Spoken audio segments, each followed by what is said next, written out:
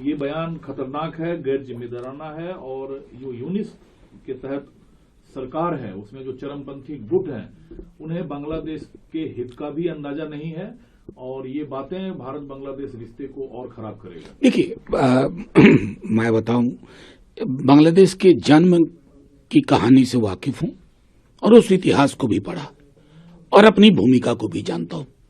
भारतवर्ष की भूमिका, हमारी सरकार और सेना की भूमिका,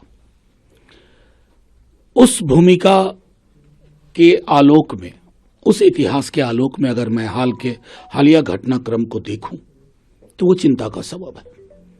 जो क्योस है, ऑर्गेनाइज्ड क्योस, अराजकता हमारे पड़ोस में, वो चिंता का विषय है पूरे देश के लिए, बल्कि पूरे दक्षिण एशिया के लिए। मेरा सिर्फ इतना मानना है कि उनका बयान, वो वहां की घरेलू राजनीति में भी है, शेख हसीना जी, लेकिन हमारी सरकार समय रहते, वो जो डेवलपमेंट जब तख्त पलट हुआ, हम कितना उसको समझ पाए थे, क्या प्रोएक्टिव इनिशिएटिव लिया था। और अभी जब ये सब चीजें हो रही हैं तो हमारी ओर से पहलकदमियां क्या रही हैं, कंडमनेशन की भी जुबान हमने अभी तक देखी नहीं। ये मैं अक्सर सोचता हूं, पूरी की पूरी डिप्लोमेसी को ऑप्टिक्स में इतना उलझा के रख दिया ना कि जटिल और गंभीर सवालों पर बोलना बंद कर दिया हमने।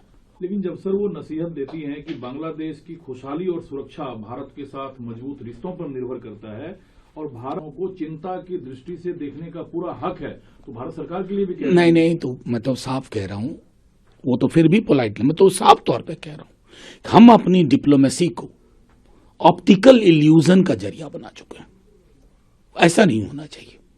दक्षिण एशिया के इस भूभाग में जो कुछ हो रहा है वो हमारे लिए दैनंदिन चिंता का विषय है और मैं अपनी सरकार की खामोशी जब देखता हूं तो समझ नहीं पाता हूं। इतनी खामोश 71 वाली हमारी सरकार नहीं थी। युद्ध तो बाद में हुआ, लेकिन बहुत सारी पहलकदमियां पहले से ली गई। गर्मियों की छुट्टी होने वाली थी, मेरे पापा आने वाले थे, तो हम लोग सभी खुश थे। तो मैं बेड पे चढ़ के डांस कर रहा था, लेकिन वो पहले ही आ गए। फ्रीज। तो मैं उस समय तो कंटिन्यू नहीं कर सकता था, तो फ्रीज फ्रेम टाइप का हो गया। कसम पैदा कर